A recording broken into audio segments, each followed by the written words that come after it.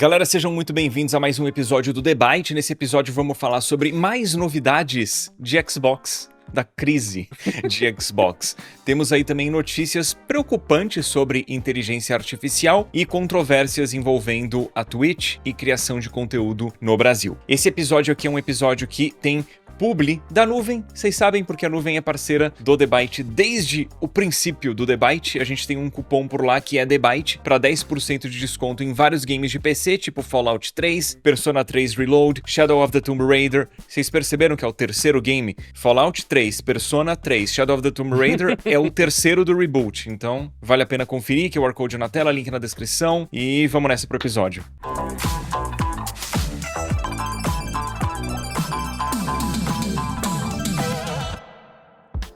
É isso aí, pessoal, sejam bem-vindos a mais um episódio do The Byte e vamos começar falando de Xbox. Nosso queridíssimo Jason Schreier, em mais um trabalho aí mega investigativo, revelou que desde 2023 a Microsoft tem aumentado a pressão por resultados para cima de Xbox e passou a exigir que a divisão alcançasse uma margem de lucro mínima de 30%, algo bem acima da média que a Microsoft estava entregando, né, ultimamente, e também acima da própria média do mercado. Segundo o texto da matéria aí do Jason Schreier, possivelmente esse aumento de pressão tem sido o responsável exatamente por esses aumentos de preço nos consoles, no hardware de Xbox, nos próprios serviços, como é o caso do Game Pass, e também tem sido aí, quem sabe, o que motivou esse monte de demissão que a Microsoft tem feito em relação a Xbox, tanto em relação ao fechamento de estúdios, como em relação ao cancelamento de jogos também, algo que a gente vem reportando bastante aqui no debate. Eu não sei vocês, né? Assim, eu tô meio cansado de falar de assunto relacionado a Microsoft, Xbox, acho que vocês também,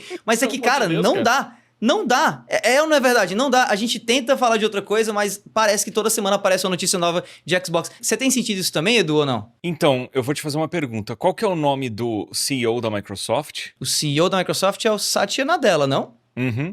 E você viu que publicaram quanto que ele ganhou? Quanto que ele ganhou? Não sei. Coitado, é por isso que eles precisam ficar aumentando os preços. Coitado, ele ganhou só cerca de 96 milhões de dólares. Pô, o que você faria com esses 96 milhões de dólares?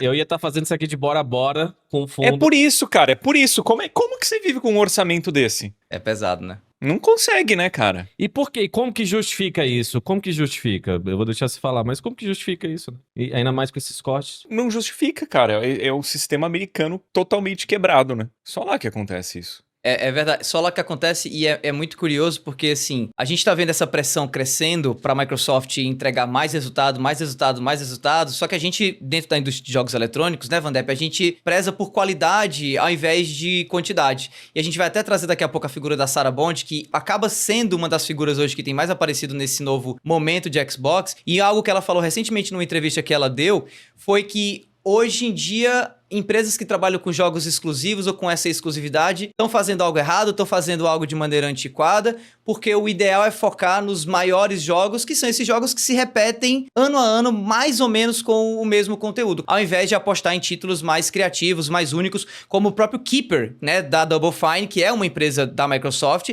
que saiu recentemente e que tem tido péssimos resultados na Steam, não chegou nem até ter 200 jogadores ao mesmo tempo jogando o game, e muito vem da falta de marketing que a Microsoft fez para poder vender o jogo, chamar a atenção, porque o jogo em si é muito bacana. Eu, por exemplo, tô na metade dele, tô gostando muito da experiência, mas qual tem sido a tua impressão, Vandep, sobre tudo isso que tem acontecido até agora? Cara, eu realmente... A semana passada a gente conversou sobre isso, eu falei, cara, desculpa que a gente tá trazendo muito assunto do Xbox, da Microsoft, e essa semana, que nem você disse, eu acho que é a maior de todos, né? Porque a gente teve algumas frentes nisso, eu tinha visto umas aspas do Mike Ibarra, que era ex-presidente da Blizzard, também foi, inclusive, chefe meu lá na Mixer, porque ele era o principal da Mixer, né? Ele gerenciava toda a operação, vamos dizer assim. E assim, um negócio importante que você falou, são 30% a margem de lucro, não é faturamento, não é nada, é lucro puro. E aí, se você tem um CEO ganhando 100 milhões de dólares, pra quem que é isso? Né? Pra quem que é isso? Então, sempre que a gente criticou essa ótica realista de lucros gigantescos, é porque é errado, cara. Porque a gente tava prevendo algo muito óbvio. A gente não é super esperto aqui, eu acho. Eu acho que a gente simplesmente conseguiu identificar certas coisas e, cara, a gente ama essa indústria. Olha o que tá acontecendo, né? Porque quem sofre com isso? Primeiro os desenvolvedores, que botam, tipo, o suor e a alma pra fazer um jogo e, né, sobre um ambiente de muito estresse, muita pressão, principalmente de lucro, deadlines que chamam pequenas, curtas, e aí a gente também, como consumidor, sofre o pato. Por mais que existem bons jogos saindo, a gente que tá pagando o pato nesse sentido porque o dinheiro vem da gente, né? Da onde que vem esse lucro? É do consumidor, né? Ou seja, eles acham que a gente é trouxa. Vamos fazer um produto inferior, onde as pessoas criando esse produto estão infelizes, trabalhando sob mais estresse, que nem eu disse, e vão continuar aumentando o preço. E é bom que não reclamem. Eu acho que é isso que eu sinto. Essas empresas falam, é bom que vocês não reclamem, porque a gente acha que vocês são trouxas. Porque eles anunciam demissões, aí anunciam aumentos. Aí anunciam demissões, aí a gente tem o Edu aqui falando do salário do CEO. Sabe o que é o pior? Vai ter alguém defendendo, cara. Você acha, Vai cara? ter Porque alguém isso que eu ia falar. defendendo. Não, ele tem que ganhar 96 milhões por ano mesmo. Porque ele traz esse valor, sim, não traz, cara. Como que se Não. defende empresa gigantesca e bilionário em 2025, quase 2026? Qual é a sua justificativa pra isso? Eu não consigo entender mais, cara. E, de novo, parece que, não é fácil bater empresa em bilionário. Não, olha os resultados. Os resultados são práticos. Por isso que eu sou um cara que critica esse movimento de ser apolitizado, porque aí não é nem de guerra de direita, esquerda, essas coisas, cara. É a guerra dos trabalhadores contra pessoas que estão pagando menos impostos e não tem como, tipo assim, a gente tá vendo os resultados disso na prática, não é só, olha, os socialistas, os comunistas, e tanto faz esses rótulos, cara, pra mim, assim, isso não me ofende, pelo contrário, sabe? Eu fiquei curioso o que é que vocês acham a respeito, trazendo um pouco de volta a questão da Sarah Bond, né? Porque, assim, nesse momento agora de Microsoft pressionando a Xbox tentando mudar a sua estratégia e tal, eu tenho percebido o Phil Spencer muito na baixa, muito apagado. O Matt Booty quase nunca aparece, né? Porque ele fica ali na relação com os estúdios do Xbox Game Studios e, né? E aí é qualquer coisa ali, aquela relação. Mas a Sarah Bond é uma que tem aparecido bastante. Inclusive, ela que tem feito todo esse circuito aí pra vender, pra divulgar o Xbox Ally X, né, ou o normal, que é o portátil de Xbox, que a gente falou, inclusive, muito sobre isso no episódio passado. E aí essa aspas dela, né, dos jogos exclusivos são antiquados. O que me chama mais atenção sobre isso é que na hora que ela menciona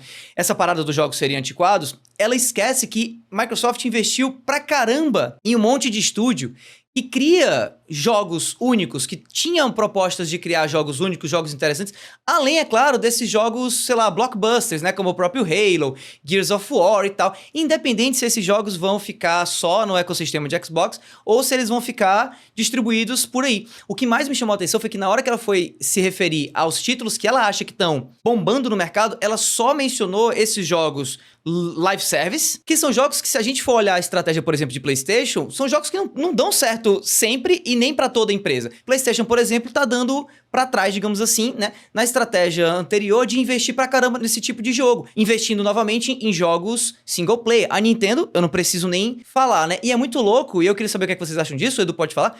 O que é que vocês acham que vai ser essa estratégia de Xbox no futuro de continuar perseguindo algo que eu percebo que Nintendo e Sony meio que já desistiram, pelo menos desistiram no momento atual? O que é que você enxerga? Qual a tua opinião a respeito disso, Edu? É difícil prever o futuro, mas eu acho que a Xbox está caminhando para não ter presença mais no mundo dos games.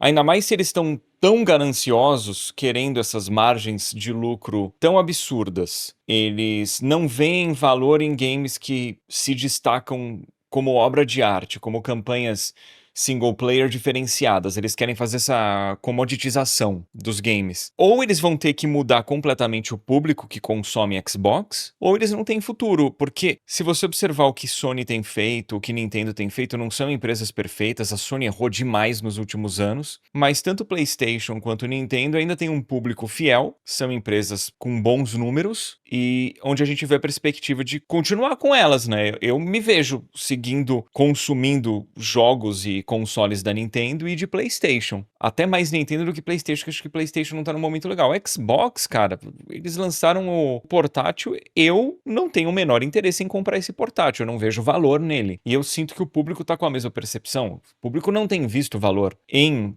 participar do ecossistema de Xbox mais. Como é que você tem um futuro? Como é que você tem uma empresa onde você não tem cliente?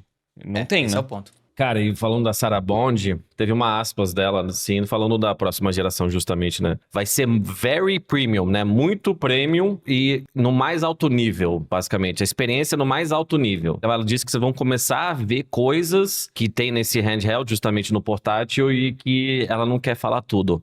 Ou seja, qual vai ser o preço desse console, cara? Se tem um portátil a $1.000, o Xbox vai custar menos, tá? 800, 1.200, $2.000. E eu não sei, cara, eu acho que ela mesma parece estar muito perdida, mas é importante mencionar, a gente falou da Sarah Bond, Phil Spencer, sempre criticamos aqui, a CFO da Microsoft é a Amy Hood, e em 2023 justamente começou essa margem de responsabilidade de 30%, e pelo que eu vi, uma empresa dessa geralmente quer entre 17%, 20% e 22% de lucro, já quer dizer que a empresa está super sustentável, crescendo bastante, então, como sempre, a Microsoft, tipo, jogando tudo pra cima, né? E as consequências é isso, cara. Fechamento de estúdio, cancelamento de jogos. E também priorizam, né, um assunto que a gente vai falar no próximo bloco de inteligência artificial e tudo isso, porque, cara, o movimento anti-consumidor, anti-trabalhador é cada vez mais óbvio, eles estão sem escrúpulos. Então vou ficar voltando a esse assunto sim, eu sei que a gente está discutindo especificamente o negócio do Xbox, mas eu acho que o futuro dessa empresa eu não consigo entender. Claro, a Microsoft em si existe no capitalismo grande demais para falhar. A Microsoft, essas empresas, Google, Amazon, elas não vão acabar. Elas têm muito poder, muita influência. Inclusive, vi um número aqui no nosso querido Bernie Sanders, que desde aquela inauguração que eu sempre menciono do Trump com os CEOs atrás dele, o Elon Musk ficou 186 bilhões de dólares mais rico, o Mark Zuckerberg ficou 47 bilhões de dólares mais rico e o Jeff Bezos 10 bilhões só, coitadinho. Desde o começo do ano, tá? Desde janeiro. Quanto que você que tá assistindo a gente aumentou teu patrimônio nesse tempo? Ou você se endividou? E se você conseguiu economizar um dinheiro, parabéns, cara. Você é um dos poucos e você tá indo bem. Então, cara, a gente tá meio ferrado. E o que você tem que lutar da forma que você consegue. Mas eu não sei se especificamente vocês querem falar algo mais do Xbox também, porque teve o negócio do kit desenvolvedor. Eu não sei se vocês viram isso, que eles aumentaram o preço do kit desenvolvedor. Pois é, eles aumentaram em 33%, que dá mais ou menos uns $500 aí, o valor do kit de desenvolvimento para empresas, né, que querem criar jogos para serem lançados na plataforma de Xbox. E aí, sobre isso, eu dei uma pesquisada e eu vi duas opiniões que eu acho que vale a pena trazer aqui, porque não são opiniões tão óbvias assim, mas ao mesmo tempo são opiniões que vão contra o que eu vejo muita gente comentando, né, enfim, na internet, redes sociais, comentários de outros vídeos no YouTube e tal. Tem gente que acha que esse aumento, ele não necessariamente se traduz em problemas para os desenvolvedores, porque a Microsoft ela tem um programa, que é o ID Xbox, onde desenvolvedores independentes conseguem receber dev kits gratuitos. Então esse aumento aí e tal, ele é um aumento que não afeta ninguém. Mas é muito importante deixar claro que o ID Xbox é um programa altamente exclusivo. Não é todo desenvolvedor que consegue ter acesso a esse programa para conseguir kits de desenvolvimento descontados ou gratuitos. A maioria dos desenvolvedores que desenvolvia até então, né, games para a plataforma Xbox, eles pedem por kits de desenvolvimento. Vale também destacar que existe, né, aquela ideia de que alguns consoles da Microsoft, do Xbox, podem ser utilizados como dev kits também. Mas isso, de novo, não tira o fato de que tem gente que antes pagava $1.500 para ter a licença para poder ter o dev kit e agora tem que pagar 2.000 conto, ou seja, $500 a mais. Também vi gente comentando a respeito disso, eu queria saber o que é que vocês acham, como se essa fosse uma espécie de jogada de Xbox, meio que para matar logo essa geração, imaginando que futuramente a gente vai ver um próximo Xbox sendo anunciado. Há rumores, inclusive, de que o PlayStation 6 e o novo Xbox vão sair em 2027, então a ideia é já dissuadir um pouquinho os devs de investirem nessa plataforma de Xbox. Por quê? Porque essa nova plataforma que vem aí é uma plataforma muito mais parecida com o que o ROG Xbox Ally X é agora, né? O portátil de Xbox em parceria com a Asus, ou seja, uma plataforma muito mais parecida com um PC do que parecida de fato com um videogame, né? Com um console. E aí eu queria saber o que é que vocês acham disso, assim, para onde vocês acham que tá indo Microsoft nessa pegada de tentar ser cada vez mais parecida com um PC do que necessariamente cada vez mais parecida com um console. Eu acho que essa estratégia é péssima, porque eu vejo muita gente criticando atualmente como que o portátil de Xbox tá indo, porque ele funciona basicamente como um PC portátil. Eu sempre ouvi de desenvolvedores que, da geração do Play 4 Xbox One em diante, os consoles têm uma arquitetura de desenvolvimento muito parecida com o PC. Se para a próxima geração a gente diz que o Xbox vai ficar ainda mais parecido com o PC, aí eu já associo com um Windows rodando. É isso aí, é exatamente isso. É o que eu acho que é péssimo. Eu não gosto muito desse lance dos jogos hoje em dia terem múltiplas opções gráficas para você escolher no console. Eu acho que modo performance e modo gráfico é ok, mas já foge um pouco, já confunde o público mais leigo. Sim, com certeza. Porque antes você ligava o console e ele estava rodando. Hoje você liga o console, você baixa a atualização do console, você coloca o jogo para baixar, o jogo tem atualização, e aí você abre e tem um monte de opção para você escolher. Então isso já é uma barreira de entrada muito maior que a gente tem hoje em dia. Se vai ter ainda um Windows ou algo do tipo rodando por trás ali, eu acho que piora ainda mais a situação. E é engraçado que o pessoal pensa que é besteira, mas eu tava vendo uns vídeos de utilização, né, de gameplay com o portátil de Xbox, e olha que loucura o que tá acontecendo agora. Pode ser que isso mude no futuro, que venha alguma atualização e resolva. Mas aparentemente, se por algum motivo você acionar no seu Xbox Ally no portátil, a barrinha de baixo, né, a barrinha do Windows, aquela que sobe, né, a do menu de Start, se você por algum motivo acessar e aquele menu de Start aparecer, toda a otimização do Full Screen Experience que a Microsoft desenvolveu para esse portátil de Xbox vai pro espaço. Os FPS diminuem, o jogo não roda tão bem, e aí o próprio console pede para você reiniciar ele do zero para voltar às otimizações. Olha que maluquice o que Microsoft tá fazendo, entregando um aparelho tão mal otimizado quanto o Xbox Ally tá sendo entregue. Mas deixando claro, tudo isso pode melhorar em próximas atualizações, e eu realmente espero que melhore, até porque a ideia original que eu tinha era de comprar esse portátil, se ele não fosse $1.000, né? Se fosse um valor um pouco menor. Mas sobre o Xbox Ally, não tem um lance que a Sarah Bond comentou que quem definiu a precificação foi a Asus, não foi a Xbox? Teve também. Foi. Isso não é um absurdo? Isso, ela jogou pra... Isso que é bom ponto, eu tinha notado isso também. Ela simplesmente jogou, eles que precificaram lá, né? Tipo, tirando da reta como sempre. O aparelho é deles, disse ela. Só que a gente tá batendo em vocês aqui. Quer dizer, eles não tiveram a responsabilidade de participar ativamente do projeto, de poder impor regras e precificação, porque é um Xbox. É um Xbox, até quando convenientemente não é mais. Não, ali é Asus. Eu falei no começo do programa sobre o Mike Ibarra, né? E ele, justamente o que ele criticou, porque ele falou que quem inventou esse negócio de Xbox é tudo, nunca jogou. E aí é um ponto do Edu também de confunde, cara. Que eu já usei esse termo aqui, é ruído, né? Então... Ele diz que é um erro considerar TV, smartphone, headset de realidade virtual um Xbox, uma plataforma de Xbox.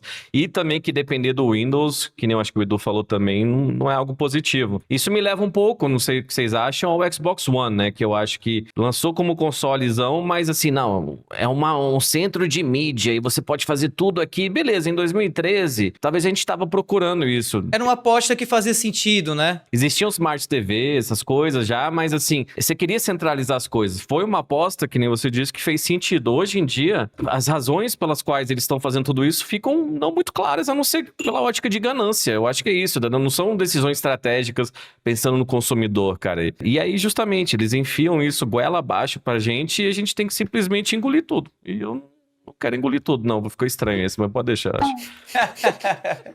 O problema, as empresas de games erram. Elas sempre vão errar. Quantas vezes a Nintendo não errou? Quantas vezes o PlayStation não errou? Mas normalmente tentando. você sai de um erro para um acerto e você vê uma intenção da empresa de corrigir o rumo. O Xbox é erro atrás de erro, atrás de erro, atrás de erro, e ninguém assume nada e tá tudo bem, e os executivos estão ficando cada dia mais ricos, os desenvolvedores estão sendo demitidos e o público tá com um produto mais caro e pior. E volta ao que o meu ponto de ser apolitizado ou não, porque no passado, sejam políticos ou empresas gigantes, elas faziam algum erro desse nível, alguma cagada, e assim, as consequências faziam elas mudarem, se adaptarem. Hoje em dia, justamente, parece assim, não, cara, esse é o caminho, vocês vão aceitar, ainda vai ter gente que vai comprar, né? Então, é isso, cara. Você pode ser bobo, apolitizado, você pode ser até burro, desculpa, talvez você seja burro mesmo, ou alguém, mas assim, você tem que pelo menos reconhecer que a gente tá se ferrando, e que um Jeff Bezos da vida pagar 1,1% de imposto não faz sentido nenhum.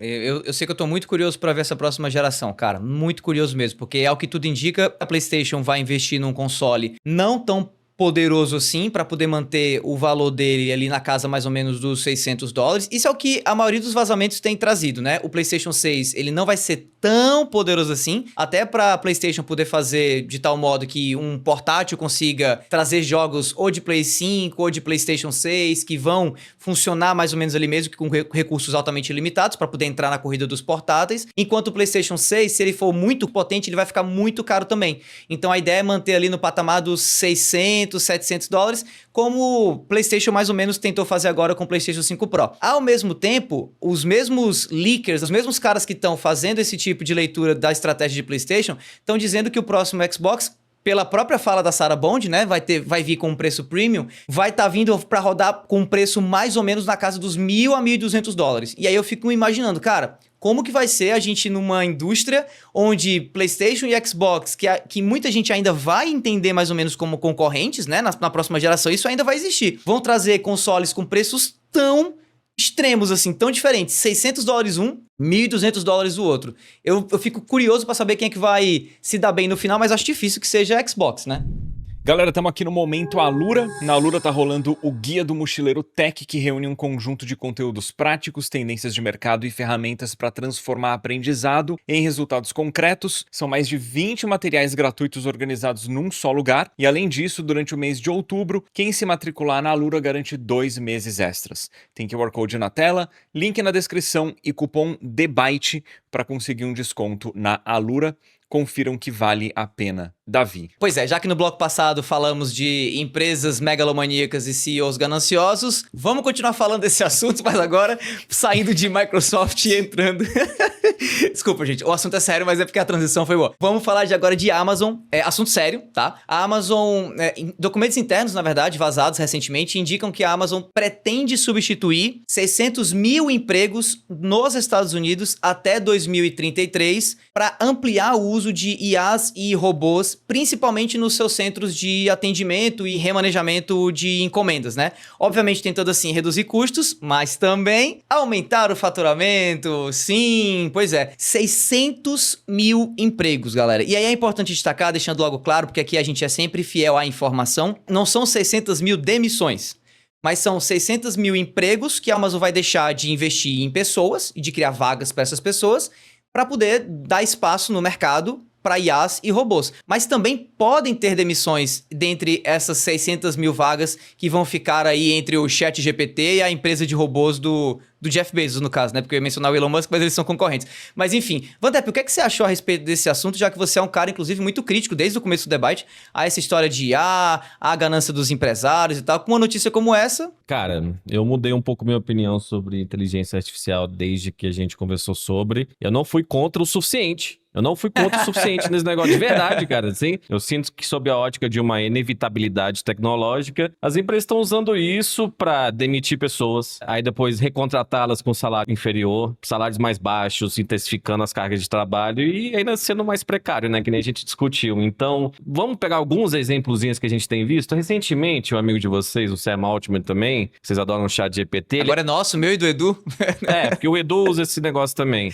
Ele anunciou, sabe o que você pode fazer? Sabe o que você pode fazer com o ChatGPT a partir de dezembro? Você pode transar com o ChatGPT. Ele vai virar um AI erótico. Vocês não viram isso? Tem a notícia aí na tela pra vocês aí, pra vocês acompanharem. Você vai poder transar com o ChatGPT e não só sexo. O ChatGPT vai oferecer carinho, calor, atenção, que é excelente para uma mente de desenvolvimento de uma pessoa jovem ou de um adulto incel virgão. Então, o Sam Altman, quando começou esse projeto, ele foi de curar câncer, né? A gente vai curar câncer com essa tecnologia, para agora você pode transar com um robô. Então, desculpa, cara, se você não tá conseguindo um homem ou uma mulher, ou qualquer coisa que você quer namorar, torne-se mais atraente de alguma forma, mas não transe com um robô. Essa é a minha sugestão, tá? Então, só o primeiro exemplo das coisas que eu tenho visto. Inclusive, temos o Sora, da própria OpenAI, que são as imagens generativas, né? que, pô, ano de eleição aqui nos Estados Unidos ano que vem, em vários outros lugares, vai ser maravilhoso. Ó, vamos criar imagens que não precisam ter marca d'água. Por que não precisa ter uma marca d'água? Vídeos. Exato, vídeos e imagens que não precisam ter marca d'água. Por que não precisa, de novo? Como que não há uma regulamentação nesse sentido? Por que essas empresas ganham em espalhar desinformação? Vocês se questionam, vocês podem responder isso.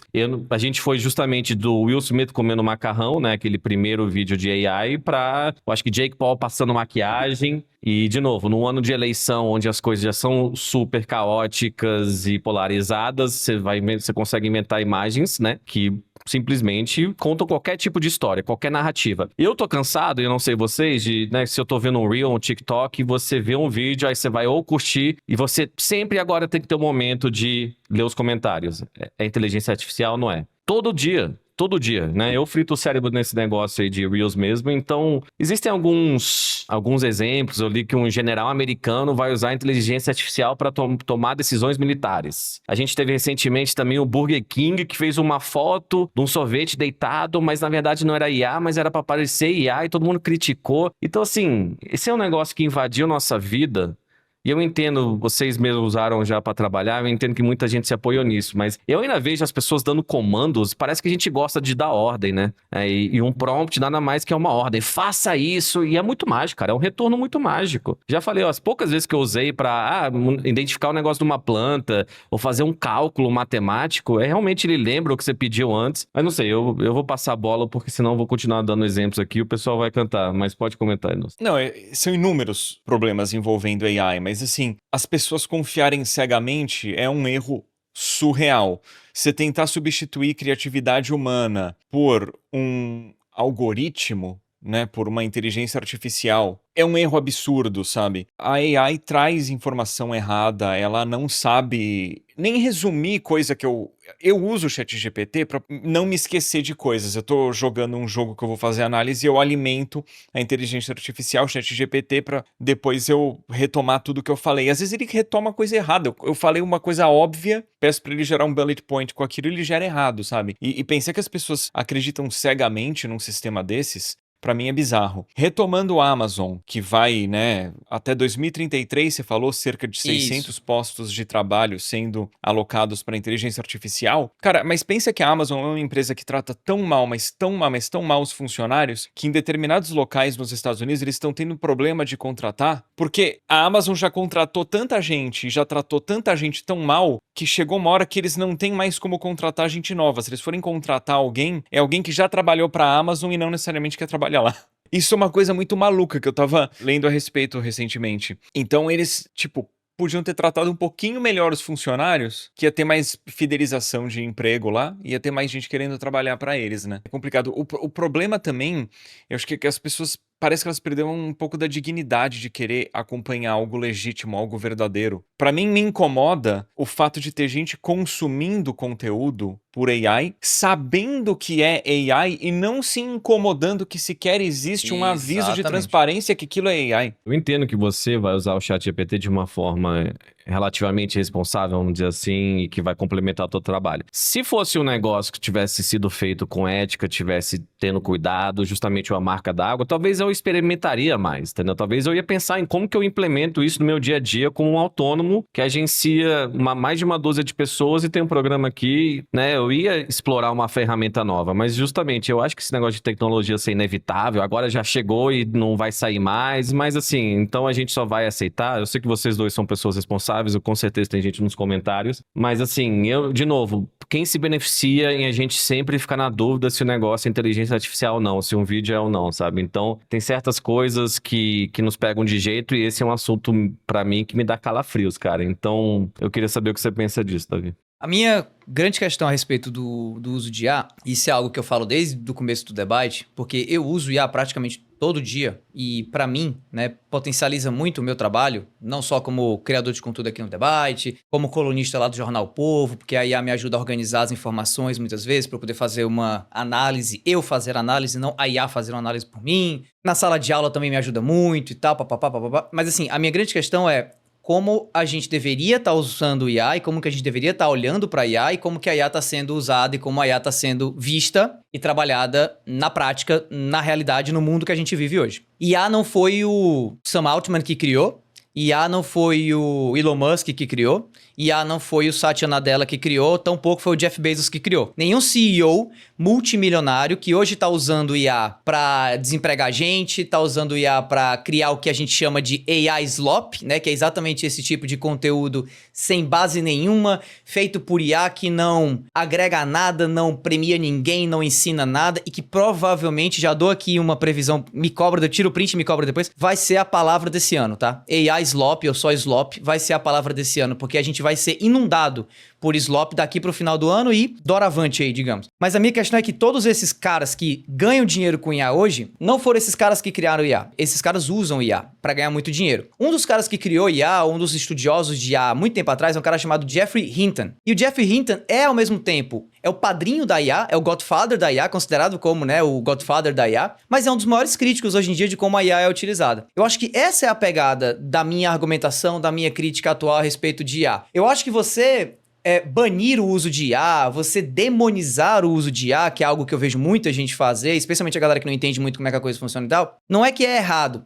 mas é algo que faz sentido, à vista do que a gente está vendo aqui, né? Mas é algo que quanto mais você entende, quanto mais você estuda, quanto mais você enxerga como que a ferramenta deveria estar sendo usada e como que ela não é, me faz querer ser crítico muito mais a quem está usando do que a tecnologia em si. Por isso que eu tô 100% de acordo com o que eu começo a ver agora, felizmente, até porque esse assunto de IA, ele tá sendo tão divulgado, tão comentado, que tá começando a chegar em todas as esferas da sociedade, que são esses abaixo-assinados que estão acontecendo. Inclusive tem uma fundação chamada Future of Life Institute, que é formada por várias pessoas e que teve agora um abaixo-assinado com inúmeros signatários, gente muito famosa, como por exemplo o Príncipe Harry, artistas da música, pessoas super críticas de ambos os lados, tá? De ambos, tanto da direita quanto da esquerda nos Estados Unidos, no Reino Unido, na Europa. E eles não são contrários à IA, eles são a favor do que você também é a favor, Vandep, do que eu sou a favor, do que o Edu é a favor, que é uma regulamentação pesada e uma tentativa de barrar o avanço inescrupuloso, esse avanço descabido, desmedido, e não, obviamente, o avanço da tecnologia em si, até porque, cara, IA nas ciências, IA na faculdade, IA no centro de tecnologia, tem sido muito bem utilizado, não digo para salvar vidas, mas para desenvolver tecnologias que podem lá na frente salvar vidas, como, por exemplo, o desenvolvimento de novos medicamentos e tal. Então, assim, existe um uso consciente, honesto, responsável. Mas, infelizmente, não é isso que a gente está vendo, especialmente por essas empresas bilionárias que estão vendendo IA pra gente e estão demonizando o próprio termo elas mesmas, né? Cara, então, o que você disse, porque basicamente no começo do argumento, eu entendi que você falou algo no sentido de quem tá criticando não entende, isso eu discordo, eu sei que talvez não é teu ponto principal, mas não é isso, e também existe um mundo que a gente quer como ele seja e como ele é. Não dá pra desassociar a inteligência artificial que tá e vai continuar na mão desses caras.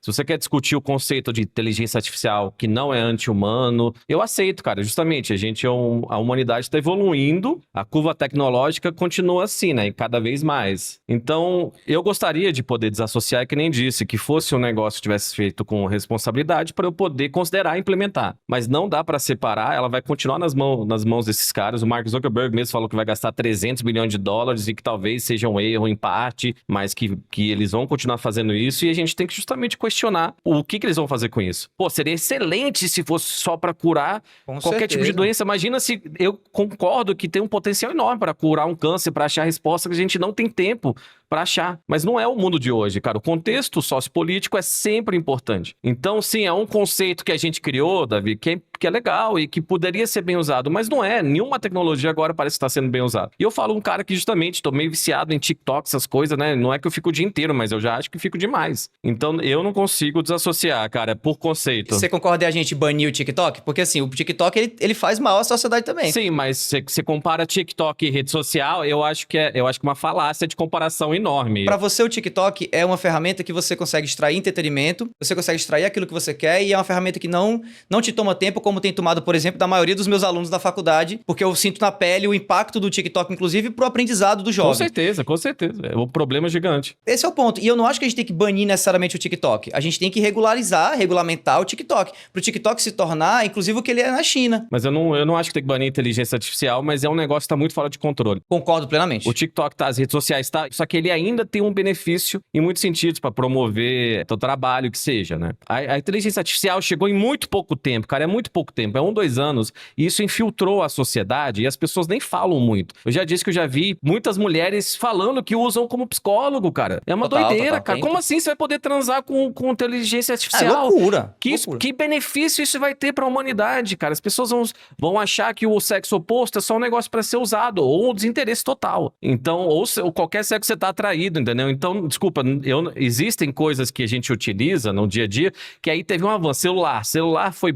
Pô, a gente também tá viciado desde antes do smartphone, mas tornou o mundo muito mais prático. Eu me lembro na minha adolescência ter que combinar com meus amigos de estar 2 horas no shopping, e se o cara atrasou, a gente não tinha ideia se ele ia vir ou não. Então, beleza, a inteligência artificial no seu conceito inicial tinha um benefício muito grande para a humanidade, mas já não vai ser, já não tem, e assim, tá totalmente fora de controle. Mas eu acho legal que a gente discorda também. Não, e eu acho assim, honestamente, assim, só pra deixar claro, eu acho que o TikTok tem 0 benefício pra sociedade. 0. Tá, zero. Também. Total. Não, porque, né, assim, mais benefício que IA, eu discordo. Pra mim tem 0 benefício. Eu acho que a IA, como ela tá sendo usada hoje, especialmente usada pelos jovens, usada da maneira errada que a gente tá aqui, inclusive, discutindo, também tem 0 benefício. 0. E eu sou partidário de um uso consciente. Eu sou partidário do uso saudável, do uso honesto, do uso regulamentado. Esse é o ponto, entendeu? E eu sei que você também não é favorável a gente banir IA completamente. E esse é o ponto, assim, eu acho que a gente tem que ir atrás exatamente de quem tá fazendo errado. Algo que, de novo, não é desses caras, esses caras não inventaram a IA, mas hoje em dia parece que veio deles. Porque realmente, tudo que eles ofertam no mercado a nível de produto hoje tem IA no nome. E 99% é coisa ruim. 99% concordo, não traz benefício nenhum. Mas a IA como tecnologia, como ferramenta, pode trazer. Como, por exemplo, na ciência ela traz. Esse é o meu ponto. Edu, o que é que você acha aí? Ficou calado esse tempo todo? Fala aí um pouquinho também. Não, eu fiquei quieto porque, assim, eu acho que vocês dois trazem pontos muito relevantes, e o que eu tava pensando comigo mesmo, assim, é que teve uma hora que o Van Depp falou que a humanidade evoluiu, e daí ele deixou claro que foi em termos tecnológicos, né? Porque eu acho que a humanidade, na prática, involuiu nos últimos anos, nas últimas décadas. A gente deixou de ter um crescimento da inteligência média, as pessoas estão cada vez mais burras, as pessoas estão cada vez menos saudáveis, e eu acho que a IA tá acelerando o processo da humanidade piorar ainda mais, né?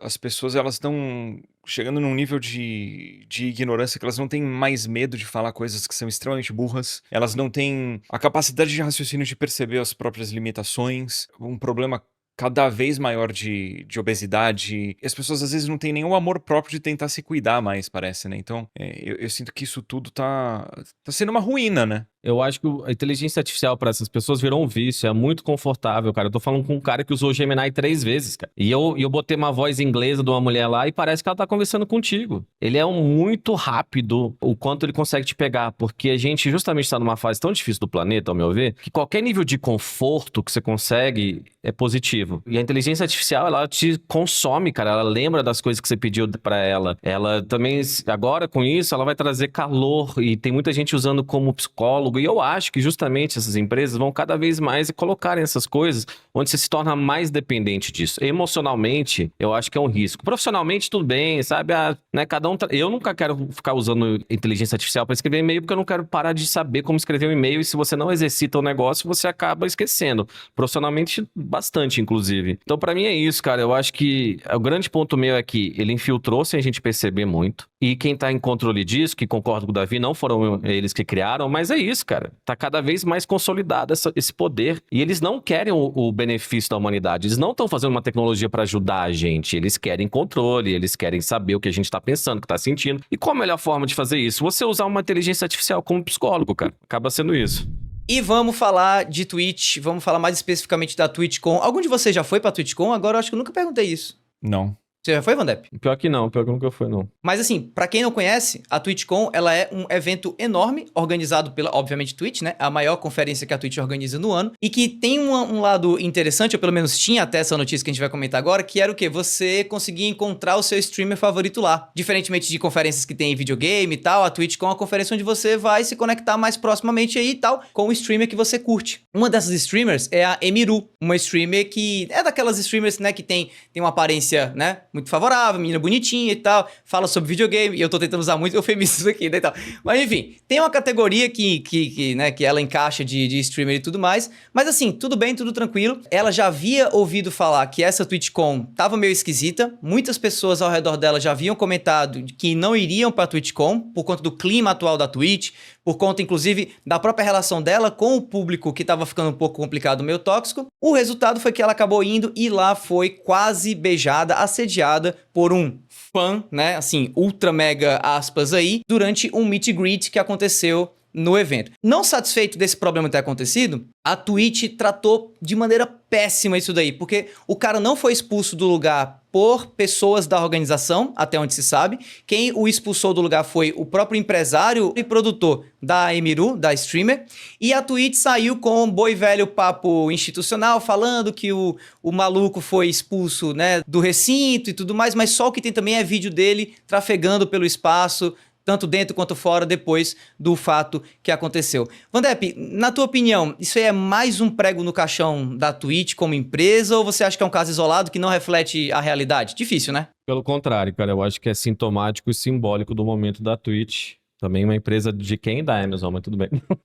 E eu acho que... Não, mas é o tema aqui, né? Vamos dizer. Sim, vamos total. dizer. Eu acho que isso também reflete muito o CEO, Dan Clancy, né? Que é um cara que parece simpático, né? Pô, meio cara de hippie antigo, né? Todo carismático. Mas o que aconteceu nessa TwitchCon, cara, isso é bem perdoável, assim. Você tem que garantir a segurança das pessoas. Então, com mulher, realmente é complicado. Eu já vi muito fã que aborda creator mulher ou streamer mulher e ou quer agarrar na cintura ou quer ficar alugando demais. E, cara, é um negócio e uma dinâmica bem complicada, tá? É diferente de quando tem gente que aborda, já tem gente que pode vir e te alugar um tempo, mas com mulher é diferente, cara. E pelo que eu vi, eles queriam trazer segurança e a Twitch falou, não, a gente que vai fazer toda a segurança do evento e você não pode trazer teu segurança. E é por isso. Então, você não pode deixar a peteca cair nesse sentido. E pra mim é, de novo, claramente sintomático do momento da empresa, que eu não sei se tá de fato de final, vai ser vendido, porque, cara, muita coisa aconteceu, a gente falou das bizarrices recentemente, né? Ele mesmo se promove em chats, o Dan Clancy, ele fez um negócio que é também de outra, é simbólico também, ele doou por um streamer, ele doou $100 em vez de fazer um donate por bits ou sub, porque ele falou... Dinheiro físico, né? Não é, ele doou, tipo, não físico, né, mas assim, no Pixel lá deles lá, no PayPal, porque ele falou, não, a Twitch fica com uma porcentagem muito grande, ou seja, então o CEO sabe que a empresa é horrível, ele não faz nada, né, porque eu acho, cara, beleza, às vezes você tá numa posição que, né, a gente não toma as decisões, mas na hora que você é CEO, você não vai ter empatia de ninguém, cara, então, até todas as coisas que a gente fala de propaganda aqui, a gente acaba sendo meio repetitivo sobre a Twitch, mas eu achava importante trazer essa pauta, cara, eu não sei o que o Edu quer comentar. Eu não sei se eu tenho o que acrescentar. Você falou tão bem, tipo, é sintomático, Pensa em você, tipo, em evento, a gente já teve na Gamescom uma vez, era eu e você e a Maitê, inclusive, um dia que a gente foi jantar com a Alan na hamburgueria, que a gente saiu da Gamescom, foi 24, né, com uma segurança, e ela era do evento e ela se disponibilizou, e não porque, tipo, né, alguém ia atacar o Edu, mas tava com o Edu e a Maitê, é suficiente pra chamar a atenção das pessoas. E é realmente difícil para creator, às vezes, sair do evento, porque você fica indo até a saída e muita gente te para. E se para uma pessoa, vão para outra. Então, é isso. Eu acho que é um descaso muito grande com os streamers, cara. E eu já vi você em situações parecidas, mas, de novo, mulher é diferente, né, cara? Cara, eu acho triste pela Twitch, acho triste pelos streamers.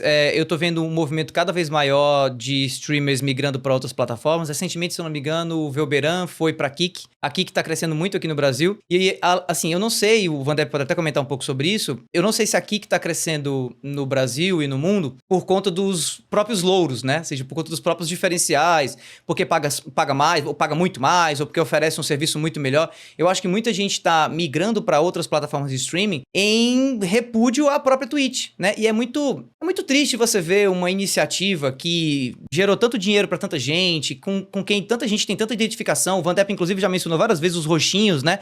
Que era a fanbase da Twitch como um todo, né? Não só do stream, eu sou fã da Twitch. Você vê uma marca como essa, uma marca poderosa, ser completamente, sei lá, depenada por quem tá à frente dela, por quem tá acima, por quem tá por trás. É um negócio muito triste, né? Assim, até porque eu imagino que a Emiru, que disse que não vai mais participar de nenhuma TwitchCon, ela vai continuar ganhando o dinheiro dela, streamando. Ela pode, por exemplo, sair da Twitch e ir pra outra plataforma. E isso aí é justo e acho super válido, concordo 100% com ela.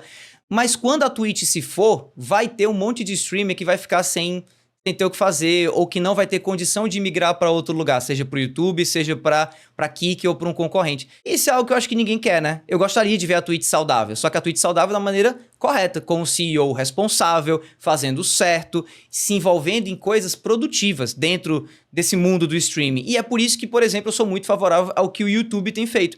Porque você vê todo esse imbróglio de Twitch acontecendo e o YouTube tá lá, oferecendo lives também para seus criadores, fazendo direitinho, organizando seus eventos. E assim, 0,00001% de polêmica em comparação com a Twitch. Vocês têm essa mesma impressão? Você tem, Vandep? Cara, em relação ao YouTube, sim, né? O YouTube faz umas coisas que me incomodam na prática. Esse negócio de também traduzir os títulos, não sei vocês, mas é que eu deixo meu YouTube em inglês e aí tem muita coisa que fica sendo traduzida. Mas como fonte de stream, eu já falei aqui, a gente conversou, o Edu mesmo é um cara que quando faz stream faz no YouTube. Eu acho que paga relativamente bem a plataforma que funciona. Mas, cara, a Twitch tem essa questão de tipo, não, a gente é a plataforma de stream, é aqui que é o melhor para um streamer começar e claramente não é mais, sabe? E eu, de novo, só para finalizar o episódio cara, o tema foi que esses produtos dessas empresas gigantescas, todos mal administrados, né? A gente falou de Xbox, a gente falou de ChatGPT, a gente falou agora da Twitch, a gente falou de outras empresas aqui, todas na mão dos caras mais ricos do mundo e que não tem sido bom pra ninguém envolvido. De novo, a Twitch não é bom pro streamer e não é bom pro consumidor, pra quem assiste a live, que tem muita propaganda. Então, enfim, eu acho que ficou muito claro que a gente tem que continuar falando sobre essas coisas, continuar lutando, porque senão as coisas não vão mudar e talvez nem mudem assim, mas que a gente use nossa voz sempre da melhor forma. Eu tenho algo pra compartilhar contigo, Davi. O que foi? Eu conversei com o Vandep.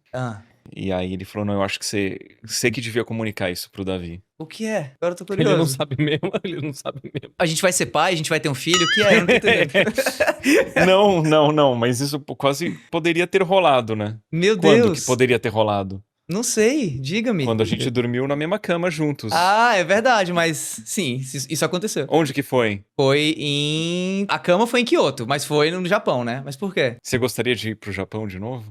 É claro que eu gostaria. E com você, então, meu Deus. Por quê? Vamos? Então, tá tudo certo? Porque a gente vai de novo pra Tokyo Game Show no ano que vem. Isso! Bora! Cara, vai ser da hora, hein? Vai rolar. Só pra adiantar pra galera que tá ouvindo aqui, nos vendo, estivemos na Tokyo Game Show em 2024 e em 2026 a gente vai de novo. Dessa vez vai ser com uma parceria com a Japan to You, que eles fazem intercâmbios e viagens pra lá. Eu vou trazer mais informações futuramente, mas o Vandep que sugeriu da gente registrar esse momento aí em um episódio pra pegar a tua reação. Depois você pode avisar a Marina também, que vocês dois vão. Yuhu! Incluindo a informação da cama, né? Você quis incluir a informação da cama em Kyoto. Pode sim. Eu achava que era algo mais entre nós, mas tudo bem, o Brasil inteiro pode saber. porque quando eu comento às vezes, tipo assim, não, você não tem noção, eu e o Edu, a gente foi pra Kyoto e tal, ficamos no hotel massa, aí todo mundo assim, ai, que legal, vocês foram lá pro museu da Nintendo, mas assim, a gente dormiu na mesma cama. Aí, oi? Como assim vocês... Aí, longa história, não dá pra explicar, depois eu explico. Enfim, galera, é isso. Espero que vocês tenham curtido o episódio. Não se esqueçam, se não tiverem inscritos, inscrevam-se. A gente também tá presente nas redes sociais aí. E é isso. Tamo junto. Valeu. Obrigado, gente. Tchau.